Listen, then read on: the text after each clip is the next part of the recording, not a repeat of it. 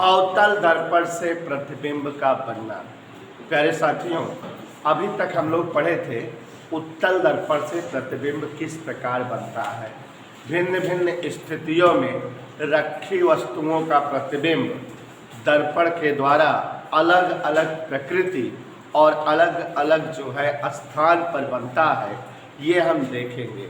उत्तल दर्पण में तो आपको दिखाए कि वस्तु चाहे जहाँ रखी हो, लेकिन उत्तल दर्पण के द्वारा किसी भी वस्तु का सदैव छोटा, सीधा और आभासी प्रतिबिंब बनता था। लेकिन अवतल दर्पण में ऐसा रोहन नहीं होगा। कैसा होगा देखो, अवतल दर्पण से प्रतिबिंब का बनना। अवतल दर्पण से प्रतिबिंब का बनना।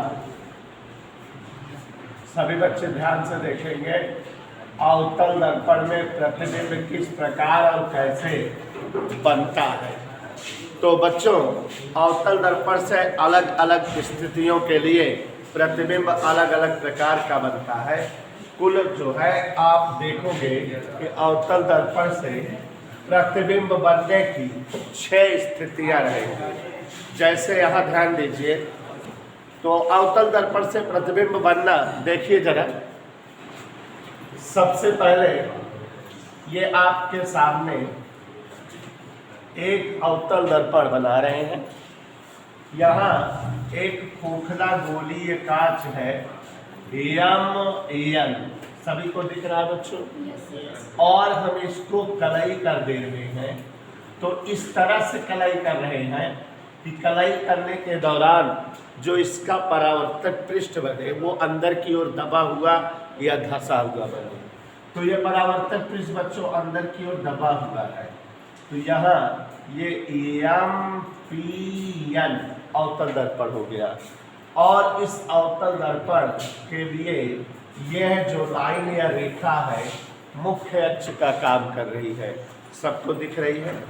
और आप यह भी जानते हो कि यहाँ कहीं वक्ता केंद्र है और यहाँ कहीं फोकस बिंदु है अवतल दर्पण का। अब यहाँ शिवांशु एन अवतल दर्पण है। क्यों अवतल दर्पण है? क्योंकि परावर्तक तल अंदर की ओर दबा हुआ या धंसा हुआ है। ये दर्पण का ध्रुव है, ये दर्पण का फोकस बिंदु है और ये दर्पण का जो है वक्ता केंद्र है। अब बच्चों, अवतल दर्पण में हम वस्तु को दर्पण के बहुत पास और बहुत दूर कई कंडीशन में रख सकते हैं। यहाँ पर देखो, कभी वस्तु यहाँ रखी जा सकती है। यहाँ का मतलब है अनिरुद्ध मौर्य कि ये वस्तु जो है दर्पण के बहुत करीब ध्रुव और फोकस के बीच रखी है। कभी हम वस्तु को दर्पण के फोकस बिंदु पर रख सकते हैं, माने थोड़ा दूर कर दिए, और कभी फोकस बिंदु और वक्ता केंद्र के बीच रख सकते हैं, मतलब थोड़ा और दूर कर दिए। फिर वस्तु को हम वक्ता केंद्र पर भी रख सकते हैं, इसके आगे भी रख सकते हैं, वक्ता केंद्र और अनंत के बीच में, अनंत पे भी वस्तु को रख सकते हैं। तो माने वस्तु हम जो जो दूर करते जाएंगे उसके द्वारा बना प्रतिबिंब कैसे, किस प्रकार, किस परिस्थिति का रहेगा, आपको यहाँ मिलता जाएगा। तो हम एक एक कंडीशन चलते हैं।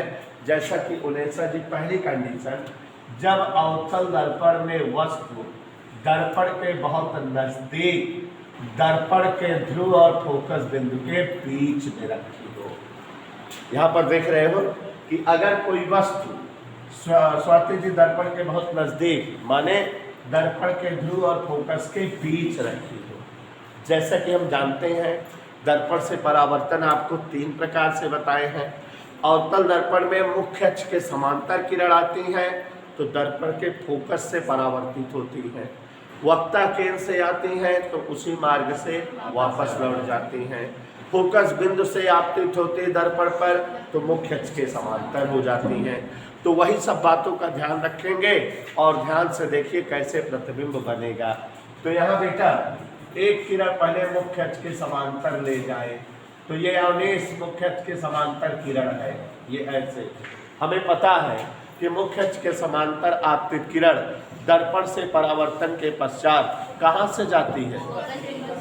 तो यहाँ शिवांशु ये किरण फोकस बिंदु से जो है ऐसे परावर्तित हो गई, माने कुछ इस तरह से ये ऐसे परावर्तित हो गई। Any doubt? तो यहाँ मुख्य अक्ष के समांतर किरण आई, फोकस बिंदु से परावर्तित हुई। दूसरी किरण अंजलि स्क्वायर, यहाँ पर जो है एक वक्ता केंद्र से किरण कोई जा रही है, ऐसे वक्ता केंद्र से परावर्तन के पश्चात ये इसी मार्ग से वापस लौट गई। ये ऐसे दोनों किरणें दिखाई दी। Is that clear? गौर से देखो जरा, एक किरण मुख्य अक्ष के समांतर गई, परावर्तन के पश्चात कहाँ से गई? फोकस बिंदु से। और एक किरण वक्ता केंद्र से आपतित हुई, परावर्तन के पश्चात उसी मार्ग से वापस लौट गई। देखो ये दोनों किरणें पीछे जो है फैलती जा रही है, तो निश्चित तौर पे कहीं मिलेंगे नहीं, माने कहीं प्रतिबिंब नहीं बनाएंगे। लेकिन अगर इन किरणों को पीछे की ओर बढ़ा दो तो देखो जरा, अगर किरणों को पीछे की ओर, ये वाली किरण ऐसे ऐसे ऐसे और ये वाली किरण ऐसे तैसे कैसे जैसे ऐसे बढ़ा दो, तो दोनों किरणें किसी एक बिंदु पर मिलती प्रतीत हो रही है, और जहां मिलती प्रतीत हो रही है वहीं वस्तु का प्रतिबिंब बनता प्रतीत होगा। वस्तु का जो प्रतिबिंब बनेगा वह इस तरह से ए डैश बी डैश, इस प्रतिबिंब की खासियत चित्र बना दिए, याद हो गया? चित्र देख रहे हो, बता सकते हो क्या खासियत है? वस्तु से बड़ा बना है, सीधा है, और जब सीधा है तो आभासी है, और दर्पण के पीछे है। तो बस इतना ही बोलना है। क्या बोलना है स्क्वायर? कि अवतल दर्पण में दर्पण के ध्रुव और फोकस बिंदु के मध्य स्थित वस्तु का प्रतिबिंब दर्पण के पीछे सीधा, बड़ा, आभासी बनता है। ठीक है, तो ये याद रखना है, ये बता देना है। अब जो है उन्हें वस्तु को और पीछे करें, बैक करें, फोकस पर रख दें। तो चलो देखते हैं। तो यहाँ पर जो है स्थितियाँ आप देखते जाइए, हम बताते जा रहे हैं। बना इसलिए दे रहे हैं स्थिति की आपको याद हो जाए। तो यहाँ पर फिर से शिवांशु, जैसा कि अभी देखे थे आप, एक अवतल दर्पण एम पी एन, इस तरह से कलाकारी करके अवतल दर्पण बना दिए हम। कोई दिक्कत? अब बच्चों, ये अवतल दर्पण का जो है इस तरह से मुख्य अक्ष है, ये वक्ता केंद्र है और ये फोकस है। अब की बार वस्तु को और बैक कर देना, माने कहाँ रख देना है? फोकस पर। तो फोकस पर हम ये वस्तु रख दे रहे हैं। ये एक वस्तु हमने जो है अवतल दर्पण के फोकस पर ए बी रख दिया। जैसा कि हम जानते हैं, एक किरण मुख्य अक्ष के समांतर ऐसे, और परावर्तन के पश्चात कहाँ से जाती है? फोकस बिंदु से ऐसे गई, और दूसरी किरण वक्ता केंद्र से ये ऐसे। तो ये समांतर किरण जाने लगी, दिख रहा है? और समांतर किरणों की कल्पना है कि वे कहीं एक दूसरे को अनंत पर कट करती है। तो यहाँ ये माना जाता है कि वस्तु का प्रतिबिंब कहीं अनंत पर ए डैश बी डैश बनेगा। और कैसा बन रहा है ये?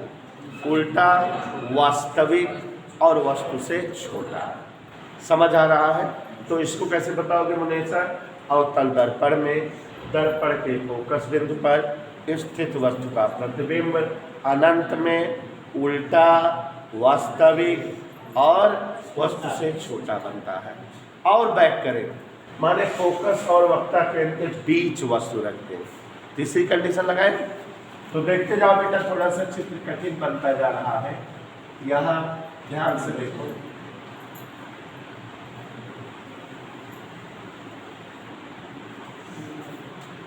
अवतल दर्पण नजर आ रहा है। एम पी एन, चित्र भी देखो, याद होता रहे। एम पी एन एक अवतल दर्पण है। देखा बच्चों? यहाँ बेटा क्या है? फोकस बिंदु। यहाँ क्या है? वक्ता केंद्र। इधर ओके? एक किरण देखो ऐसे एक वस्तु रख दे, कहाँ रख दिए वस्तु को? फोकस बिंदु और वक्ता केंद्र के बीच। अब एक किरण जैसा कि सभी केस में जा रही थी, कहाँ से? मुख्य अक्ष के, कहाँ से लौटेगी?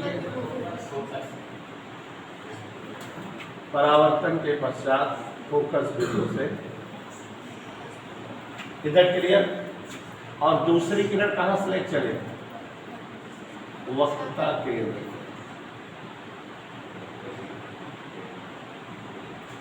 ऐसे वक्ता केंद्र से जा रही है, पीछे बढ़ाए जाने पर उसी मार्ग से वापस लौटती है, ऐसा कि हमको पता है। कोई दिक्कत? दोनों कहीं कट कर गई, जहां कट हुई वही वस्तु का क्या बन जाएगा? प्रतिबिंब देखो कैसा बना, उल्टा बना, वस्तु से बड़ा बना। जो उल्टा है तो वास्तविक है, और बना कहाँ है? वक्ता केंद्र और अनंत के बीच। दिखा? तो आप कैसे बताओगे बेटा? अवतल दर्पण में दर्पण के फोकस बिंदु और वक्ता केंद्र के मध्य स्थित वस्तु का प्रतिबिंब वक्ता केंद्र और अनंत के बीच बनता है, उल्टा वास्तविक और वस्तु से। अब कहाँ पर रख देंगे वस्तु को? पीछे ही करते जा रहे हैं। पहले पी और एफ के बीच थी, फिर एफ पर थी, फिर एफ और सी के बीच। अब की बार कहाँ आ जाएगी?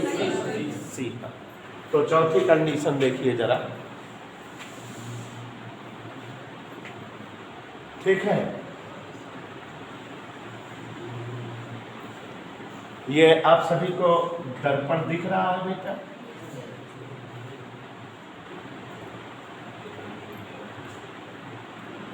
चित्र दिखने में कठिन लग रहा है, लेकिन आप अगर जो है बना लोगे तो एक दो बार प्रैक्टिस कर लोगे, आपको भी याद हो जाएगा। ये मुख्य अक्ष, देखिए मुख्य अक्ष,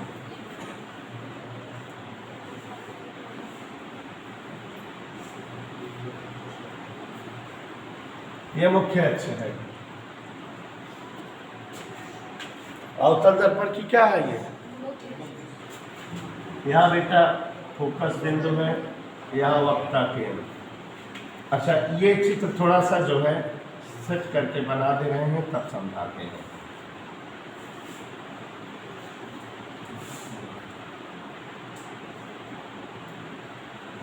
हमारे थोड़ा चित्र सेट कर देना तो आपको समझाते हैं।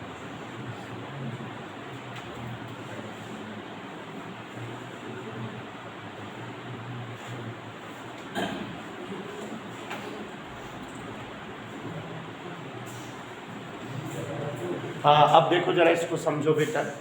यहाँ पर ध्यान से देखो, एक वस्तु रखी हुई है, नाम पढ़ो ए बी।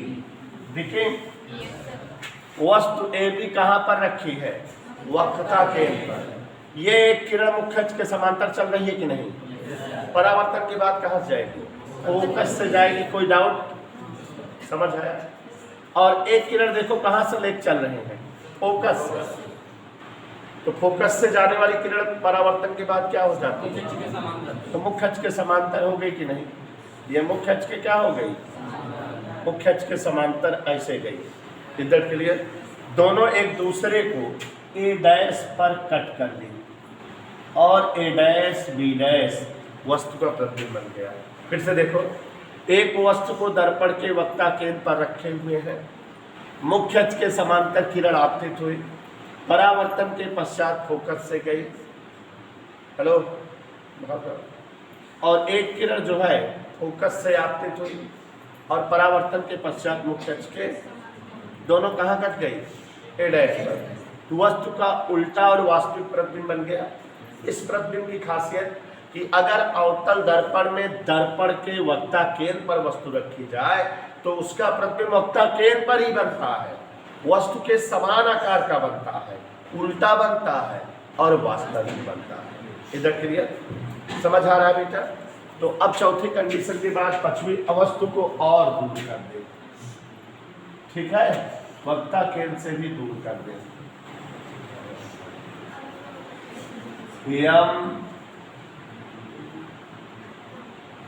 एन और यहाँ बीच में बिल्कुल ऊंचा जाएगा, कोई दिक्कत। अब की बार वस्तु को और दूर कर देंगे। तो यहाँ देखो जरा बेटा, ये हमारा वक्ता केंद्र है और ये हमारा फोकस बिंदु है। वस्तु कहाँ रख दिए? अब वक्ता केंद्र के बाहर, माने वक्ता केंद्र और अनंत के, इज दैट क्लियर? अब यहाँ एक किरण, जैसा कि आप केस में लेकर चल रहे हो, मुख्य अक्ष के समांतर, परावर्तन के पश्चात कहाँ से जाएगी? फोकस बिंदु से। तो ये इस तरह से स्क्वायर भी फोकस बिंदु से जाएगी। कोई डाउट? दूसरी किरण कहाँ से लेकर चले? वक्ता केंद्र से। ऐसे वक्ता केंद्र से चलने वाली किरण आप जानते हो, उसी मार्ग से दोनों कट रही हैं, कहीं ए डैश पर कट रही है। जहाँ कट रही है वही वस्तु का क्या बन जाएगा? प्रतिबिंब। प्रतिबिंब की कंडीशन देखो, उल्टा बना है, वास्तविक बना है और कैसा बना है? छोटा वस्तु से। तो यहाँ बता सकते हो कि अवतल दर्पण में दर्पण के वक्ता केंद्र और अनंत के मध्य स्थित वस्तु का प्रतिबिंब, अवतल दर्पण में दर्पण के वक्ता केंद्र और अनंत के मध्य स्थित वस्तु का प्रतिबिंब फोकस और वक्ता केंद्र के बीच उल्टा, वास्तविक और वस्तु से। अब वस्तु को जब यहाँ वक्ता केंद्र के बाहर थे, अब और बाहर माने अनंत में रख दे। छठी कंडीशन और अंतिम,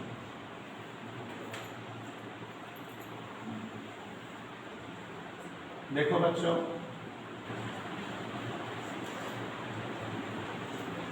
आखिरी कंडीशन है यार, ये जो है अवतल दर्पण का मुख्य अक्ष है, ये वक्ता केंद्र। अब एक वस्तु यहाँ रख दिए है ऐसे, यहाँ का मतलब कहाँ रख दिए हैं? अनंत पे। चित्र दिखाई दे रहा है, वस्तु कहाँ रखी है बेटा? अनंत में स्थित वस्तुओं से थोक के भाव में बहुत सारी किरणें दर्पण पर आपतित होगी और दर्पण से परावर्तन होगा, तो ये किरणें परावर्तन के पश्चात कहीं मिलती प्रतीत होंगी या मिलेंगी, और जहाँ मिलेंगी वहीं वस्तु का क्या बन जाएगा? प्रतिबिंब, ए डैश और बी डैश। और ये प्रतिबिंब बेटा दर्पण के फोकस पर बनता है। कहाँ पर बनता है? फोकस पर। तो बच्चों ये कुल कितनी स्थितियां हो गई? 6। एक बार फिर से देख लो, ठीक है। अवतल दर्पण में दर्पण के ध्रुव और फोकस के मध्य स्थित वस्तु का प्रतिबिंब दर्पण के पीछे वस्तु से बड़ा, सीधा, आभासी बनता है। याद रहे कि जब भी कभी वस्तु बहुत नजदीक रहे, दर्पण के एकदम करीब रहे, तो उसका प्रतिबिंब कैसा बनता है? बड़ा।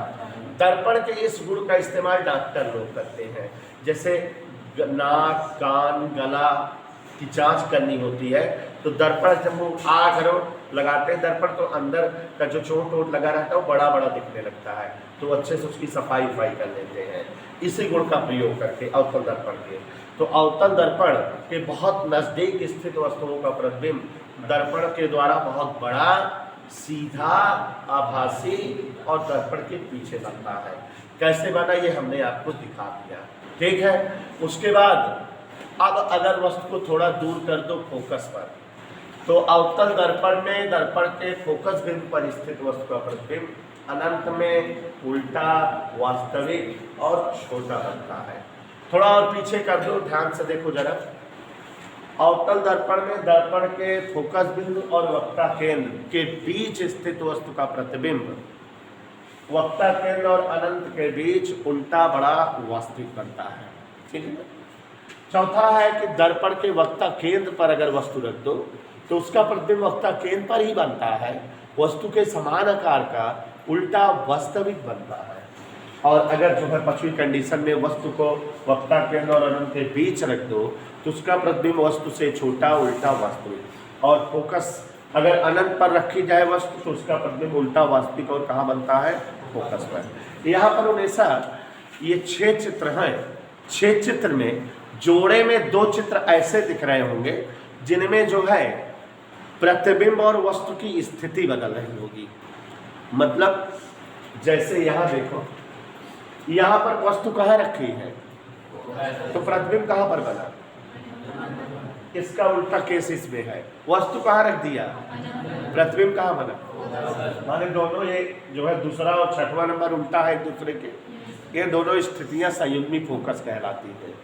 जब जो है वस्तु और प्रतिबिंब की स्थिति बदल रही दोनों में, बस वैसे ही तीसरा और पांचवा देखो, तीसरे में वस्तु कहाँ है, F और C के बीच, और प्रतिबिंब कहाँ है, C और अनंत के बीच। अब इसमें क्या है, वस्तु जो है C और अनंत के बीच हो गई, तो प्रतिबिंब F और C के बीच आ गया। तीसरे और पांचवे में प्रतिबिंब और वस्तु का स्थान बदल रहा है एक दूसरे से कि नहीं, अदला बदली हो रही है। उसमें जहाँ वस्तु थी तो इसमें वहाँ प्रतिबिंब है, उसमें जहाँ प्रतिबिंब है तो उसमें यहाँ वस्तु है। तो बच्चों ये दोनों एक दूसरे की संयुग्मी फोकस की स्थितियाँ हुई। तो इतना मेरे ख्याल से आप सबको समझ आया, कोई डाउट कोई समस्या, क्लियर हो गया। तो